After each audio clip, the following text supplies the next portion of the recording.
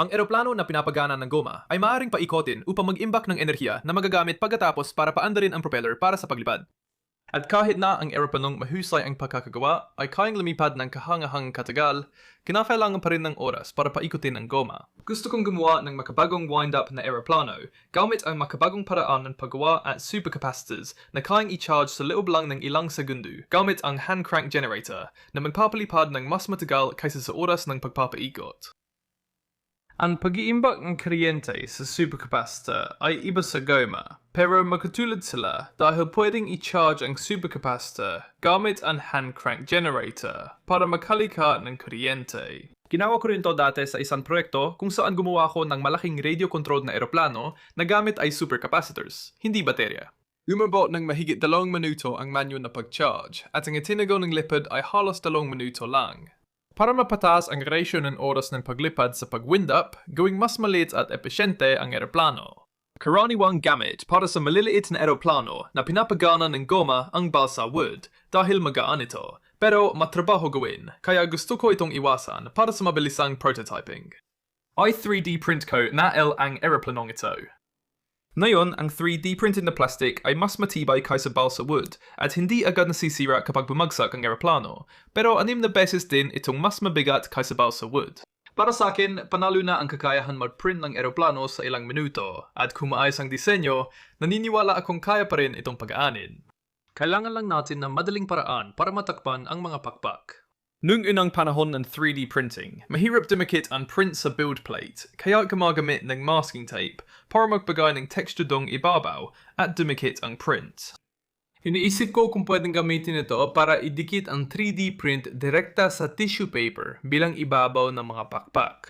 Buti na lang, dahil may magnetic build plate ang modernong 3D printer, magagamit ko ang ilang magnet para ipirmi ang tissue paper sa tamang pwesto. Tingnan natin kung ito ay gagana. Oh, hindi yan tinamaan ng mga magnet. Magamang senyales yan. Punuin natin ang ekstrang pwesto. At dumikit ba ito sa papel? Mukhang mayos. Wala akong nakikitang gilid na umaangat. Maganda ang pagkakaprint. Mukhang pwede talaga itong gumana. Okay, naging matagumpay ang pagprint. Kaya tanggalin natin ang mga magnet at tingnan natin kung gaano kaganda ang carpet nito sa papel. Alam mo, sa tingin ko,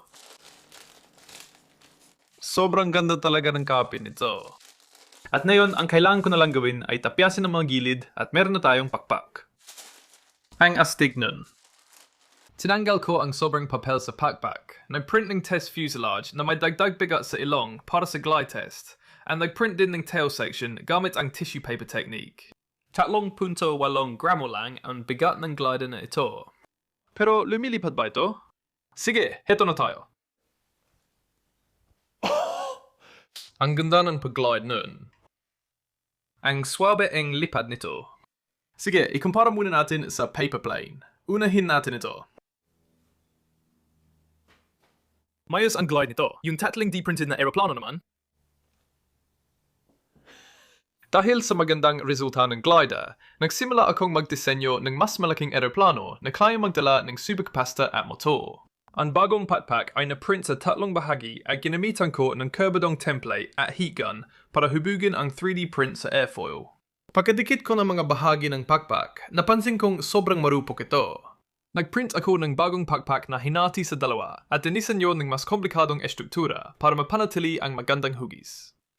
Sa fuselage, una kong maisip gumamit ng 3D printed na estruktura. Pero matapos ang maraming prototype, mahirap itong gawing magaan at matibay sa pitch at yaw na direksyon. Kaya nagpasya akong gumamit ng mas simple at magaan na carbon fiber rod. Ang pakpak ay pwedeng ikabit sa carbon rod gamit ang friction fit slots at ma-adjust ang position nito kapag time trim ang eroplano. Nag-print ako ng tail section na mukhang tama ang sukat at nakakabit sa carbon rod tulad ng dati. Pagkatapos, pwedeng ilagay ang steel bolt na nose weight sa harap ng eroplano para sa glide test. Sa simula, maganda ang pag-glide nito. Yimuko pataas ang pakpak para bumuo ng dihedral para sa roll stability, kaya luipad ng maayos at mabagal ang eroplano. Pero pagkatapos, nangyari ito. Akala ko unamali lang ang hagis. Pero nung napanood ko ulit, kitang nahuri ng Pakpak ang hangin at natiklop. Kaya sumubsob ang eroplano ng di kontrolado. Kahit tama ang hagis ko, minsan nagfa-flutter ang Pakpak at sumusubsob sa lupa. Kahit maliit ang Pakpak, paano lumilipad ang bagong disenyo? Sige, glide test ng maikling Pakpak. Di ako makapaniwala sa ganda ng lipan nito, kahit maliit ang Pakpak. At tiyak na nasolusyonan na natin ang problema sa pagbaluktot ng Pakpak. Nasolusyonan na natin ang baluktot ng Pakpak at maganda ang glide, pero hindi talaga ito mukhang Pakpak na mataas ang efficiency. Para itong parachute dahil sa maikli at parasukat na hugis. Ang parasukat na enyo ng Pakpak ay dahil sa maikling lapad at malapad na cord. Aspect ratio ang tawag sa ratio ng mga sukat na ito. Ang Pakpak na ito ay may mababang aspect ratio, kaya matibay ang estruktura at madaling imanyobra. Habang ang mataas na presyo ng hangin sa ilalim ng Pakpak ay dumadaloy sa mga dulo nito, lumilikha ito ng malalaking vortex na nagpapataas ng induced drag at nagpapababa ng kahusayan. Kung tataasan ang aspect ratio sa pamamagitan ng pagpapahaba ng Pakpak, mas kakala ang presyon sa ilalim, mas liliit ang mga vortex sa dulo, at mababawasan ang induced drag. Pwede pa nating dagdagan ang aspect ratio sa pamamagitan ng pagpapaikli ng cord ng Pakpak para mas magmukhang totoong Pakpak. Naniniwala rin ako na ang mas maikling cord ng Pakpak ay makakaranas ng mas kaunting aerodynamic torsional loads dahil ang sentro ng presyon ay lalapit sa estruktural na sentro ng Pakpak na mampapababa ng twisting moments. Kaya ang bagong Pakpak na ito ay nakaprint sa 2.5 sa isang piraso ng tissue paper na nagbibigay dito ng halos kaparehong surface area at bigat kumpara sa dating Pakpak. Pagkatapos idikit at hubugin gamit ang heat gun para makuha ang tamang hugis ng Pakpak, oras na ulit para sa panibagong testing. Ang nakakatuwa sa bagong Pakpak na ito ay mukhang madali itong yumuko pataas at pababa. Na maganda rin dahil nagbibigay ito ng natural na dihedral angle sa eroplano na nagbibigay ng roll stability habang lumilipad. Mukhang mas hindi ito apektado ng torsional loads kaysa sa unang Pakpak. Napansin ko ring mas maganda ang glide slope kaysa sa mas maikling Pakpak. Siguro dahil sa nabawasang induced drag. Ngayon, oras na para buuin ang supercapacitor at motor unit para makagawa ng thrust. Dahil sa sukat ng eroplanong ito, kailangan natin ng magaan na kapasitor na makakapag-imbak ng sapat na enerhiya para sa matagal na lipad. Nagamit ko na ang mga supercapacitor sa mga dating proyekto. Ngunit habang lumilitaw mula ito, bumababa rin ang energy density dahil mas ramdam ang bigat ng packaging at wiring. Nagbasa ko ng datasheet at nakahanap ng brand ng malit na kapasitor na may mataas na energy density. Kung magdadagdag ako ng column para sa energy density sa talahan na yan, makikita mong tumataas ito habang lumalaki ang capacitor. Dang farad na capacitor ay 6 na beses mas mataas kaysa isang farad na capacitor. Bagamat 20 gramo lang, masyadong mabigat ang 100 farad capacitor para sa eroplanong ito. Kinuha ko ang lahat ng datos sa talahan na yan para magawa ang graph ng energy density versus capacitance. Nagpakita ito ng kawili-wiling kuba. Mabilis tumaas ang energy density sa maliliit na capacitor, tapos pumapantay na pagkatapos ng 10 farad na capacitor. Kaya nagpasya akong umorder ng 10 farad na mga capacitor dahil maganda ang balanse nila pagdating sa energy storage, at dahil mahigit 3 gramo lang ang bigat, perpekto ito para sa eroplanong ito. Bumili ako ng mga microbrush na motor na kadalasang gamit sa maliliit na larong drone. At karaniwan silang pinapagana ng isang single cell na lithium na battery na may voltahe mula 3 hanggang 4 na volts. Gumagamit sila ng murang, mababang kalidad na propeller dahil hindi pangunahing prioridad ang episyensya. Dahil 2.7 volts lang ang max ng supercapacitor, maaari tayong gumamit ng mas malaki at mas maayos na propeller para mapabuti ang episyensya. Nag-3D print ako ng magaan na bracket na nako-connector sa capacitor at motor at ikinabit ito sa harap ng eroplano gamit ang parehong friction fit na technique tulad ng sa Pakpak. Pagkatapos, pwede kong i-charge ang eroplano gamit ang 3D printed na hand crank generator na ako mismo ang gumawa sa dating video. Ang problema, wala akong paraan para malaman kung fully charged na ang eroplano. May voltmeter ang generator pero umilaw lang ito pag 3 volts na. Dahil hanggang 2.7 volts lang ang rating ng mga kapasitor, maaari silang sumabog. Nakahanap ako ng maliit na analog voltmeter na sumusukat mula 0 hanggang 3 volts na pwede kong ilagay sa 3D printed na case at ikabit ang mga wire para i-charge ang eroplano. Gumana ito ng maayos dahil pwede kong isaksak agad ang generator sa kapasitor at mapuno ito agad. Pagkatapos, isaksak ang motor para gawing tulak ang nakaimbak na enerhiya. At dahil ang kabuuang bigat ng eroplano ay 15.6 na gramo lang, mas magaan pa ang timbang kada lawak ng pakpak nito kaysa sa isang paper plane. Kaya tingnan natin kung lilipad ito.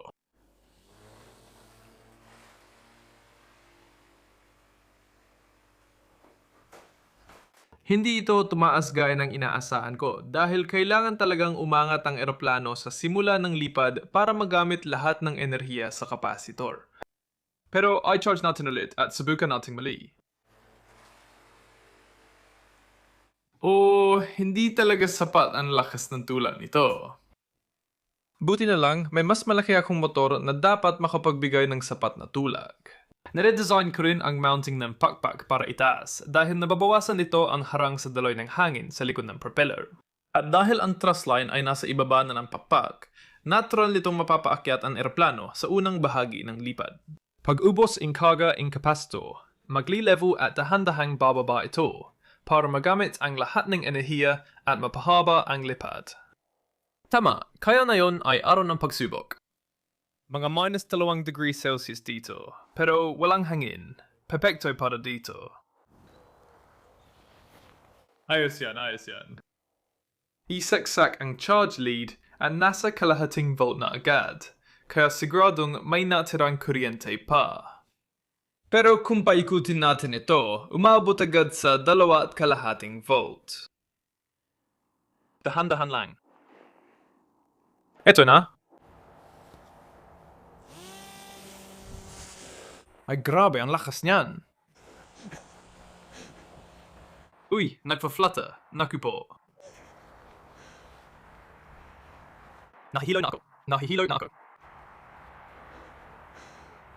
Wow, mas mataas pa ang inakyat niya kaysa inaasahan ko.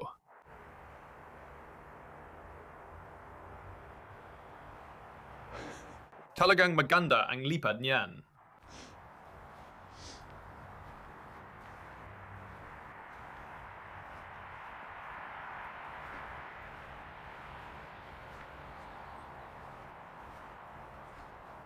Pwede pa tayong umikot ng isa pa. Hindi ako makapaniwala kung gaano katagal lumipad yon.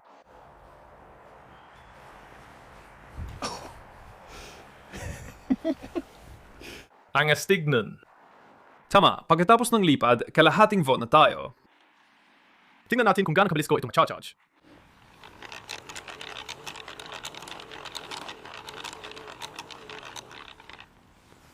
Medyo mabilis yun. Isa sa ilalim ko ulit sa test flight. Kaya ikakabit ko na ito.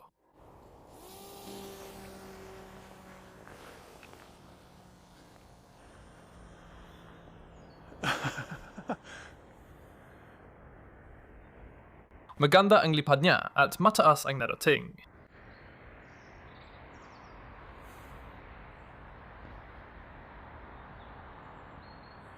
Wow, sobrang taas na narating yan.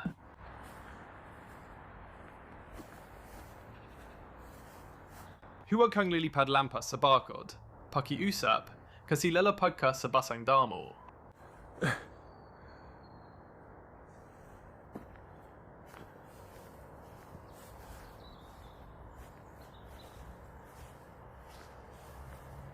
Heto na, heto na, heto na. Ay, perfecto.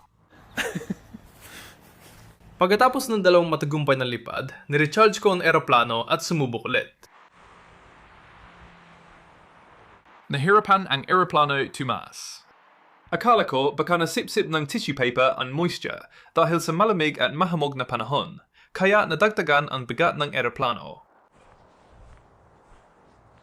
Pagkalipas ng ilang lipad, tuluyang bumigay ang pakpak na gawa sa mamasa-masang tissue paper.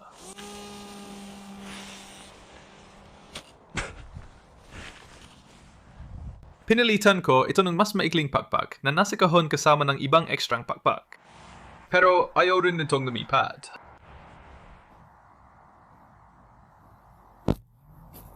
Oh, tingnan mo ito. Ito yung mga pakpak na hindi ko pa talaga napalipad. Mga ekstrang pakpak lang talaga sila. Alam ko namang simula pa lang, medyo nababaluktot na sila. Pero sobra na. Lahat sila naging ganyan dahil sa lamig at hamog dito. Kaya siguro, itatabi ko na lang ang mga eroplano gawa sa tissue paper para sa tahimik na gabi ng taginit o paglipad sa loob ng bahay. Kahihirap sa halamigmig ang tissue paper. Dahil sa 3D printing na kayang mag-print direkta sa papel, nakakagawa ako ng bagong eroplano sa wala pang 20 minuto.